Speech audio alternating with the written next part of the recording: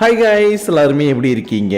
இன்னைக்கு நம்ம WC part timer season 2 உடைய எபிசோட் 10 பார்க்க போறோம். அதனால இதுக்கு முன்னாடி இருக்கக்கூடிய எபிசோட் யாராவது பார்க்கலாம், கீழே டிஸ்கிரிப்ஷன்ல லிங்க் இருக்குது, அதை யூஸ் பண்ணி போய் ஒன்ஸ் பார்த்துட்டு வந்துருங்க. அப்பதான் இந்த எபிசோட்ல இருக்கக்கூடிய ஸ்டோரியை உங்களால தெளிவா புரிஞ்சுக்க முடியும். சோ பார்க்காதவங்க போய் பார்த்துட்டு வந்துருங்க. அப்புறம் அப்படியே ஆல்ரெடி பார்த்தவங்க நம்ம சேனலுக்கு சப்ஸ்கிரைப் பண்ணலனா உடனே சப்ஸ்கிரைப் பண்ண வேணாம். அதுக்கு பதிலா எப்பயும் போல இந்த வீடியோ பார்த்து முடிச்சுட்டு நம்ம சேனல்ல இருக்கக்கூடிய மத்த வீடியோ எல்லாத்தையும் செக் பண்ணி பாருங்க. அப்போ உங்களுக்கு பிடிச்சிருந்தா மட்டும் சப்ஸ்கிரைப் பண்ணி பெல் ஐகானை ஆல்ல வச்சுக்கோங்க. அது கூட சேர்த்து நம்ம சோஷியல் மீடியாவோட லிங்க் எல்லாமே கீழே டிஸ்கிரிப்ஷன்ல இருக்கு, அதை யூஸ் பண்ணி ஃபாலோ பண்ற மாதிரி இருந்தாலும் ஃபாலோ பண்ணிக்கோங்க. ஏன்னா நீங்க இப்ப பாத்துக்கிட்டு இருக்கிறது இன்ஃபினிட்டி அனிமேஷன் சேனல். வாங்க டைம் வேஸ்ட் பண்ணாம இந்த எபிசோடுக்குள்ள போயிரலாம். சோ இந்த எபிசோட் ஓபன் பண்ணதும் எமிலியாவுடைய ஃப்ரெண்ட் பேசிக்கிட்டு இருக்கிறத காட்டிக்கிட்டு இருக்காங்க. ஏன்னா லாஸ்ட் எபிசோட்லயே அவங்க அம்மா வந்ததை பத்தி சொன்னதும் இவ ஷாக் ஆயிருந்திருப்பா இல்லையா? அதனாலதான் எங்க அம்மா எப்படி இருந்தாங்க, அவங்க எங்க இருக்கிறாங்க, என்ன பண்ணிட்டு இருக்காங்கன்ற மாதிரி இவ கேட்டுக்கிட்டே இருக்கவும், எமிலியா ஒரு நிமிஷம் இரு, உன்னுடைய அம்மாவை பார்த்து எத்தனை வருஷம் ஆயிடுச்சு? இல்லப்பா தெரியல, அவங்கள பார்த்து நான் பல வருஷம் இருக்கும்னு நினைக்கிறேன். அப்பனா அவங்க இப்ப எப்படி இருப்பாங்கன்னு உனக்கு தெரியாதா? அடி பாவி. சரி ஓகே, அவங்க பாக்குறதுக்கு ஒயிட் ஹேர் வச்சுக்கிட்டு அப்படியே ஒன்ன மாதிரியே இருந்தாங்க. அதனால கண்டிப்பா எப்படி அவங்கள நான் திரும்ப பாப்பேன்னு தான் நினைக்கிறேன். சோ அப்படி அவங்கள நான் பார்த்துட்டேன்னா உனக்கு நான் திரும்ப போன் பண்றேன்னு சொல்லிட்டு போன் கட் பண்ணதுக்கு அப்புறம் மறுநாள் எமிலியா சூசனோ வீட்டுக்கு வந்துட்டு ரொம்பவே சோகமா உட்கார்ந்து இருக்கா.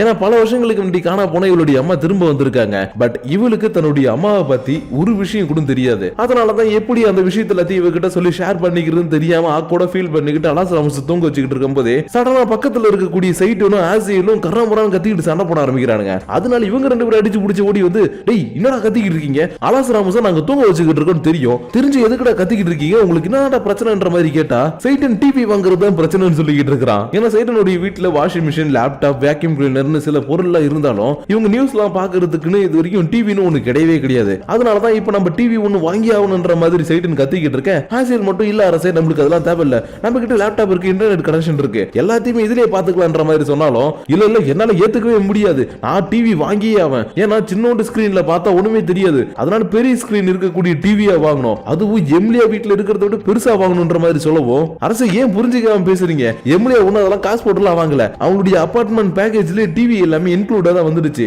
அதனால அவங்களுடைய டிவிக்கு அவங்க கேபிள் பில் கூட கட்டுறது கிடையாது. ஆனா நம்ம காசு போட்டு டிவி வாங்கணும்னா அதுக்கு கரண்ட் பில் கட்டணும், கேபிள் பில் கட்டணும், அப்புறம் சர்வீஸ் சார்ஜ் எல்லாம் பார்க்கணும். சோ அதனால நம்மளோட நிலைமையை கொஞ்சம் புரிஞ்சுக்கோங்க அரசே, நம்ம கிட்ட காசு கம்மியா இருக்குதுன்னு எடுத்து சொன்னாலும் சைட்டன் கேட்கிற மாதிரி இல்ல. ஏன்னா ரீசெண்ட் டேஸா இவங்க ரெண்டு இடத்துக்கு ஒர்க் போனாங்க இல்லையா, அந்த இடத்துல இருந்து எக்கச்சக்கமான அமௌண்ட் வந்திருக்கும். அதனாலதான் இங்க பாருப்பா, நம்ம ஒருத்தருடைய சம்பளத்துல கையை வச்சாதான் அதிகமா செலவாகும், இதுவே நம்ம 3 பேர் ஷேர் பண்ணி போட்டு வாங்கணும்னா நம்மளுக்கு செலவு கம்மின்னு சொன்ன அடுத்த செகண்டே ஆசிலும் கணக்கெல்லாம் போட்டு பார்த்துட்டு, அரசே ஆமா அரசே நீங்க சொல்றது போய் எனக்கு புரியுது, நம்ம 3 பேர் ஷேர் பண்ணி போட்டா கிட்டத்தட்ட 20,000 எண்ணு கிட்ட அமௌண்ட் வரும், சோ அதை வச்சு நம்மளால ஒரு நல்ல டிவி வாங்க முடியுன்ற மாதிரி சொல்லுவோம். சைட்டன் ஒரு மாதிரி வில்லத்தனமா சிரிக்கிறான். ஏன்னா இவங்க ஆல்ரெடி வாஷிங் மிஷின், ஃப்ரிட்ஜ், அப்புறம் வேக்யூம் கிளீனர் இது எல்லாத்தையும் வாங்கினாங்க இல்லையா, அது எல்லாத்தையும் ஒரே கடையில வாங்கினதுனால நெக்ஸ்ட் டைம் பை பண்றதுக்காக 6,000 எண்ணுக்கான கூப்பனை கொடுத்துருக்காங்க. அதனாலதான் இப்படி இவன் வில்லத்தனமா சிரிச்சதுக்கு அப்புறம் என் கிட்ட இருக்கக்கூடிய கூப்பன் கார்டை வச்சு நம்மளால இன்னமும் சூப்பரான ஒரு டிவி வாங்க முடியும். அதுக்கப்புறம் ஒவ்வொரு நாளும் என்னுடைய வேலையை முடிச்சதுக்கு அப்புறம் நானும் அலாசராமஸ் உட்காந்து நிறைய ஷோவை பார்த்து என்ஜாய் பண்ணுவோன்னு நாளைக்கு நம்ம டிவி வாங்க போறோன்ற ஒரு சந்தோஷத்துல இந்த பக்கம் இவன் பேசிக்கிட்டு இருக்கேன். இன்னொரு பக்கம் நல்ல தூக்கம்பா,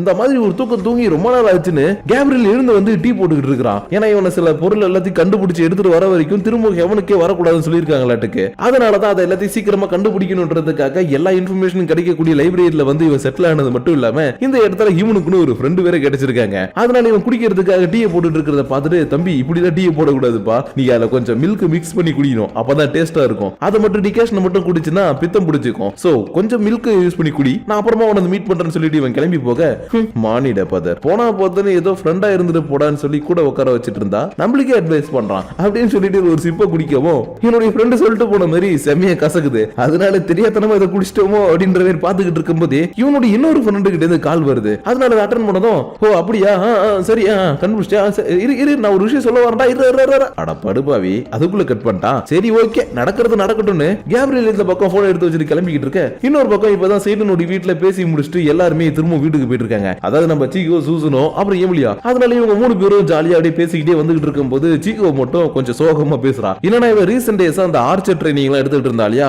அதுக்கான ஜோனல் மீட்டப் மேட்ச் ஒன்று நாளைக்கு நடக்க போகுது. அதனாலதான் இன்னைக்கு சைட்டனுடைய வீட்டுக்கு வந்துட்டு எல்லாருமே இன்வைட் பண்றதுக்காக மீனா வந்திருப்பா. பட் என்ன பண்றது, நாளைக்கு சைட்டன் டிவி வாங்குறதுக்காக போக போறான். அப்புறம் எமிலியா ஒர்க்குக்கு போய் ஆகணும், அவள் லீவே போட மாட்டா. சூசனவும் ஏதோ ஒரு முக்கியமான வேலை இருக்குதுன்னு சொல்லிட்டா. அப்புறம் லூசிஃபரும் எனக்கு லேப்டாப்ல வேலை இருக்குதுன்னு ஏதோ ஒரு கதையை கட்டி விட்டுட்டான். அதனாலதான் நாளைக்கு யாருமே வரமாட்டாங்கன்றதுனால இவ கொஞ்சம் ஃபீலிங் பண்ணி எடி பேசிக்கிட்டே வந்திருப்பா. இருந்தாலும் அது ஒரு என்ட்ரி லெவல் மேட்ச்ன்றதுனால அதுல நான் தோத்தாலும் பரவாயில்ல, ஜெயிச்சாலும் பரவாயில்ல, ஒரு பிரச்சனை கிடையாதுன்னு இவங்க கூட ஜாலியா பேசிக்கிட்டு அவ ஒரு பக்கம் வீட்டுக்கு கிளம்பி போக இவங்க 2 பேரும் அப்படியே ரயில்வே ஸ்டேஷனுக்கு வந்து எமிலியாவுடைய அபார்ட்மெண்ட்டுக்கு போறதுக்காக ரொம்ப நேரமா ட்ரெயினுக்காக வெயிட் பண்ணிட்டு இருக்காங்க. அது மட்டும் இல்லாம ரீசென்ட் டேஸா நடக்கக்கூடிய விஷயங்கள் எல்லாத்தையும் கனெக்ட் பண்ணி பார்க்கும்போது ஏதோ ஒன்று தப்பா நடக்க போகுதுன்னு சைட்டனை வச்சு நிறைய விஷயங்களை பேசுறாங்க. ஏன்னா சைட்டன் அந்த ஒரு பையனை வச்சு பவர் எடுத்தது, அப்புறம் அவனுடைய ஆர்மி இல்லாம இந்த இடத்துக்கு வந்து அவனுக்கு அடிபடிஞ்சதெல்லாம் இருக்கு இல்லையா, அதெல்லாம் வச்சு பார்க்கும்போது டீமன் வேர்ல்ட்ல இருக்கக்கூடிய எல்லாருமே இன்னமும் சைட்டனுக்கு லாயல்ட்டா தான் இருக்காங்க. அதனால ஒரு நாள் அந்த டீமன் ஆர்மி டைரக்டா வந்து சைட்டனை கூட்டிட்டு போறதுக்கு வாய்ப்பு இருக்குது. அப்படி இல்லையா சைட்டன் தன்னுடைய டீமன் ஆர்மி இங்க வர வச்சு இந்த உலகத்தையே டேக் ஓவர் பண்றதுக்கு வாய்ப்பு இருக்குது. இருந்தாலும் அவங்க ரீசென்ட் டேஸா ரொம்பவே நல்லவங்களா தான் இருக்காங்க.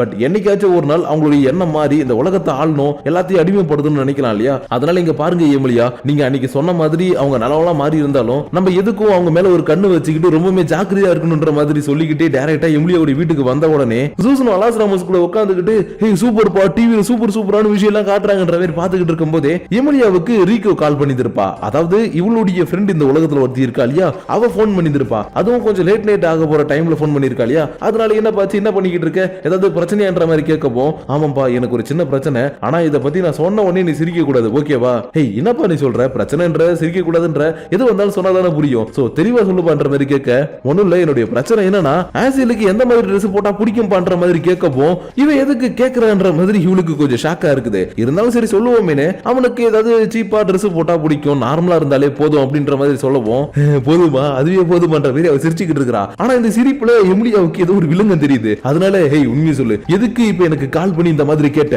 எனக்கு இப்ப இதுக்கான உண்மை தெரிஞ்சே ஆகணும்ன்ற மாதிரி கேட்கவும், அதுவாப்பா ஒன்னும் இல்ல, ஆசில் நாளைக்கு ஏதோ பொருள் வாங்கணும்னு சொன்னாரு, அதனாலதான் நாளைக்கு அவர் கூட நான் வெளியில போகும்போது பாக்குறதுக்கு அழகா தெரியணும்ல, அதுக்காக தான் இந்த மாதிரி கேட்டேன்னு சொல்லவும், இல்ல இப்படி நடக்கவே கூடாதுன்னு இவ கத்திக்கிட்டு இருக்கா. ஏன்னா இவளுடைய ஃப்ரெண்டுக்கு ஆசில் மேல ஒரு ஓரமா குட்டியா லவ் ஒண்ணு இருக்குது. அதனாலதான் நாளைக்கு இவங்க ஷாப்பிங் போற இடத்துல தெரியாதனமா அது ஒரு டேட்டிங்கா மாறிடுச்சுன்னா இவங்க ரெண்டு பேரும் லவ் பண்ண ஆரம்பிச்சிருவாங்க இல்லையா. அதனாலதான் இப்படிலாம் நடக்கவே கூடாதுன்ற மாதிரி இந்த பக்கம் இவ கத்திக்கிட்டு இருந்ததுக்கு அப்புறம் மறுநாள் காலையில சைட்டன் எதுக்குடா அவளை கூப்பிட்டு வீடு கத்திக்கிட்டு இருக்கா. ஏன்னா எமிலியா காலையிலே போன் பண்ணி சைட்டன் கிட்ட என்னுடைய ஃப்ரெண்ட வரான்னு சொல்லு அவளை கூட்டிட்டு போவாதீங்கன்ற மாதிரி சொல்லிருப்பாளாட்டுக்கு. அதனாலதான் ஏன் அந்த பொண்ணை வர சொல்லி இருக்கிற என்ன ரீசன் கேட்கவும், அரசே உங்களுக்கு இன்னுமா புரியல, நேற்றுக்கு சூசனை மட்டும் எமிலியாவோட வீட்டுக்கு போயிட்டு டிவினா எப்படி இருக்கும், அதை எப்படி யூஸ் பண்ணணும்ன்ற விஷயத்துல எல்லாத்தையுமே தெரிஞ்சுக்கிட்டு வந்துட்டா. ஆனா நம்மளுக்கு எதுவுமே தெரியாது இல்லையா, அதனாலதான் அவங்களுக்கு ஹெல்ப் பண்றதுக்காக வர சொல்லி இருக்கின்ற மாதிரி சொல்லவும், சைட்டனும் எனக்கு புரிஞ்சு போச்சு எல்லாமே அந்த எமிலியாவுடைய பிளான் தான். ஏன்னா அவ நம்ம நல்ல டிவி வாங்க கூடாதுன்னு நினைக்கிறா. அதனாலதான் அவளுடைய ஃப்ரெண்ட் நம்மளுக்கு ஹெல்ப் பண்ண வந்தாலும் ஹெல்ப் பண்ண வர வேணாம்னு சொல்றா.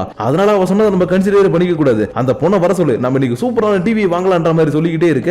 ஆசில் ஒண்ணே இங்க பாருங்க அரசே, நான் நேத்திக்கே கேட்கணும்னு நினைச்சேன், எதுக்கு நீங்க விடாபுடியா டிவி வாங்கியே ஆகணும்ன்ற மாதிரி சொல்றீங்க, அதுக்கான உண்மையான ரீசனை சொல்லுங்கன்ற மாதிரி கேட்கவும், அதுவாப்பா நான் ஒரு நாள் கடையில வேலை செஞ்சுட்டு இருந்தேன்னா அப்ப ரெகுலரா வரக்கூடிய ஒரு குட்டி பையன் திடீர்னு ஓடி வந்து, அண்ணே எனக்கு போக்கிமான் பிளேவர்ல இருக்கக்கூடிய பர்கர் வேணும்னு கேட்டான். ஆனா எனக்கு போக்கிமான் என்னன்னே தெரியாதுன்றதுனால அன்னைக்கு நான் என்ன பண்றேன்னு தெரியாம அவன் முன்னாடி அசிங்கமா போச்சு ஆசியல். அதனால நம்ம இப்ப டிவி வாங்கணும்னா நம்மளுக்கு ரெண்டு நல்லது, ஒன்னு அலாஸ் ராமஸ் கூட உட்கார்ந்து ஜாலியா எல்லாத்தையும் என்ஜாய் பண்ணி பார்க்கலாம், இன்னொன்னு நிறைய விஷயங்களை தெரிஞ்சுக்கிட்டு யார் முன்னாடி அசிங்கப்படாம இருக்கலாம். அதனாலதான் நம்ம டிவி வாங்கியே ஆகணும்ன்ற மாதிரி சொன்னதுக்கு அப்புறம் சரி ஓகே வாங்க கிளம்பலாம்னு சொல்லிட்டு இவங்க 3 பேர் மட்டும் கிளம்புறாங்க. ஏன்னா லூசிபரை பொறுத்த வரைக்கும் தன்னுடைய லேப்டாப் தான் உலகமே. அதனால நீங்க போயிட்டு வாங்க டாடா காமிச்சு அனுப்பி வைக்க கரெக்டா இந்த இடத்துக்கு கேப்ரியல் வந்துட்டான். ஏன்னா கேப்ரியலுக்கு ஒரு விஷயத்தை தேட சொல்லி உத்தரவு கொடுத்திருக்காங்க இல்லையா. அப்படி அவன் தேடிக்கிட்டு இருக்கக்கூடிய விஷயத்துல ஒண்ணு சைட்டனுடைய ஹிடன் ட்ரெஷரி ரூமுக்குள்ள இருக்குதான். அதனாலதான் அந்த ட்ரெஷரியை பத்தி கேட்கறதுக்காக இந்த இடத்துக்கு வந்திருப்பான். பட் இந்த இடத்துல தான் யாருமே இல்லையா. அதனால இங்க இருக்கக்கூடிய லூசிபரை பார்த்துட்டு, என்னப்பா நல்லா இருக்கிறியா, வாழ்க்கை எப்படி போய்கிட்டு இருக்குது, நீ மட்டும் சொர்க்கத்துல இருந்தீங்கன்னா நல்லா ஜாலியா இருந்திருக்கலாம்ன்ற மாதிரி சொல்லப்போம்.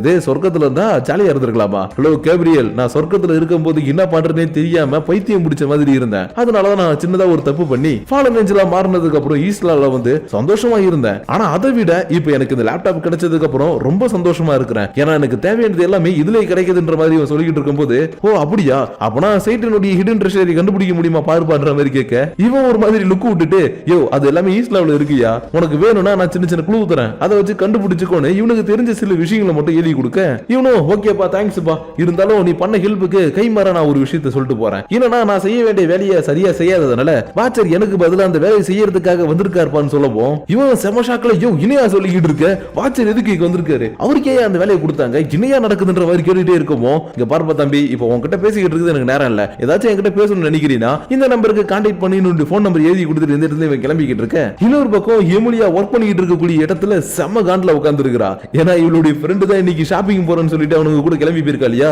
அதனாலதான் இவன் ஒர்க் பண்ணிக்கிட்டு இருக்கும் போது செம்ம கோவத்தோட ஒர்க் பண்ணிக்கிட்டு இருக்கப்போ பக்கத்துல இருக்கக்கூடிய பொண்ணு எமிலியா என்ன ஆச்சுன்ற மாதிரி கேக்குறா. ஆனா இவளையே பயமுறுத்த அளவுக்கு இவ செம்ம கோவத்துல இருக்கிறதுனால, சாரிப்பா நான் தெரியாதனமா கோவப்படுத்தேன், எனக்கு பர்சனலா சில இஷ்யூஸ், அதனாலதான் மத்தபடி ஒண்ணு இல்லைன்னு சொல்லிட்டு திரும்பவும் ஒர்க் பண்ண ஆரம்பிக்கிறா. ஆனா இவளுடைய மைண்ட் ஃபுல்லா அங்க நடக்கிற நடக்கிறத பத்தி யோசிச்சுக்கிட்டே இருக்குது. ஒருவேளை அவங்க 2 பேரும் சேர்ந்துட்டாங்கன்னு என்ன பண்றது? டீமனும் ஒரு ஹியூமனும் சேர்ந்தா என்ன ஆகுறது? ஐயோ போச்சு என்ற மாதிரி ஏந்துட்டு இல்ல இப்படி நடக்க கூடாது கத்தப்போம். சுத்தி இருக்கக்கூடிய எல்லாருமே என்னாச்சுன்ற மாதிரி பாத்துக்கிட்டு இருக்காங்க. இருந்தாலும் நம்ம ஆபீஸ்ல இருக்கோம் இல்லையா, அதனால திரும்ப நாமளும் உட்காந்து ஒர்க் பண்ணலான்னு இப்ப திரும்ப ஒர்க் பண்ண ஆரம்பிக்கிறா. ஆனா மறுபடியும் அந்த யோசனை வந்துகிட்டு இருக்க திரும்ப எழுந்து கத்திக்கிட்டே இருந்திருப்பா. அதனால ஒரு கட்டத்துல மேனேஜரே வந்து பார்த்துட்டு, ஏமா உனக்கு உடம்பு சரியில்லை நினைக்கிறேன், வீட்டுக்கு போயிட்டு நல்லா ரெஸ்ட் எடுத்துட்டு நாளைக்கு வந்து ஒர்க்க பாரு மணி இவ்வளவு வீட்டுக்கு அனுப்பி வைக்கவும்.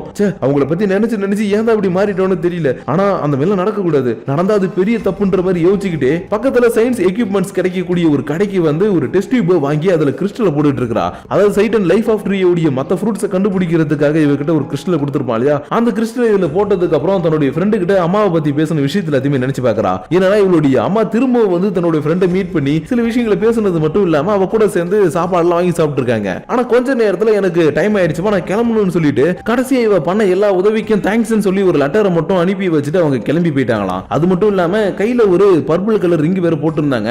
அதனால நீ எதுக்கு கொஞ்சம் தயாராயிரு, உன்னுடைய அம்மா அடுத்தது உன்னை பாக்குறதுக்கு வந்தாலும் வரலான்ற மாதிரி சொல்லி இருக்கிறா. ஆனா அவங்க வருவாங்கன்னு இவளுக்கு நம்பிக்கை இல்ல. ஏன்னா இத்தனை வருஷம் வந்து பார்க்காதவங்க இப்ப வந்து பார்க்க போறாங்க. அதனாலதான் அவங்க வருவாங்கன்னு எனக்கு நம்பிக்கை இல்ல. இருந்தாலும் அவ சொன்னபடி எங்க அம்மாவுடைய கையில ரிங் இருக்குதுன்னா அதே மாதிரி ரிங் போட்டிருக்கக்கூடிய ஒரு பொண்ணை நான் இங்க பார்த்தேன். அவளை நான் எப்படியாச்சும் கண்டுபிடிக்கணும். ஏன்னா அவளை கண்டுபிடிச்சா இங்க நடந்துகிட்டு இருக்கக்கூடிய பிரச்சனைக்கெல்லாம் ஒரு முற்றுப்புள்ளி வச்சிடலான்னு எம்லியா இந்த கிறிஸ்டல்ல லைட்டா இவளுடைய செலஸ்டியல் ஃபோர்ஸை கொடுக்கவும் இது கரெக்டான டைரக்ஷனை காட்டுது. அதாவது இந்த உலகத்துல யார்கிட்ட இதே மாதிரி கிறிஸ்டலோ இல்ல பவரோ இருக்குதோ அந்த இடத்தை இதை பாயிண்ட் பண்ணி காட்டிக்கிட்டே இருக்கும். அதனால இது மூலியமா இன்னைக்கு அந்த பொண்ணு இல்ல என்னுடைய அம்மா இவங்க 2 பேர்ல யாராச்சும் ஒருத்தவங்களை கண்டுபிடிக்கிறன்ற மாதிரி இந்த பக்கம் கிளம்பி வந்துகிட்டு இருக்கேன். இன்னொரு பக்கம் ஜீகோ தன்னுடைய ஜோனல் மீட்டப் மேட்சை முடிச்சுட்டு தன்னோட ஃப்ரெண்டு கூட ஜாலியா பேசிட்டு வீட்டுக்கு வந்துகிட்டு இருக்கா. ஏன்னா என்ட்ரி லெவல் மேட்ச்லயே இவ ஹையஸ்ட் பாயிண்ட் எடுத்து நல்லா வின் பண்ணி இருக்கா. அதனால தான் நான் வின் பண்ணிட்டேன். இந்த விஷயத்தை பத்தி மாவு கிட்ட சொன்னா ரொம்பவே சந்தோஷப்படுவாரு. தன்னோட ஃப்ரெண்டு கிட்ட பேசிக்கிட்டே வீட்டுக்கு வரவும் வீட்டுல அம்மாவும் இல்ல அப்பாவும் இல்ல. அதனால சரி ஓகே அவங்க எங்க வெளியே போயிருக்காங்களாட்டுக்கு அதுக்குள்ள கொஞ்ச நேரம் நம்ம உட்காந்து நம்மளுக்கு பிடிச்ச சீரியலை பார்க்கலாம்னு டிவி ஆன் பண்ணவும்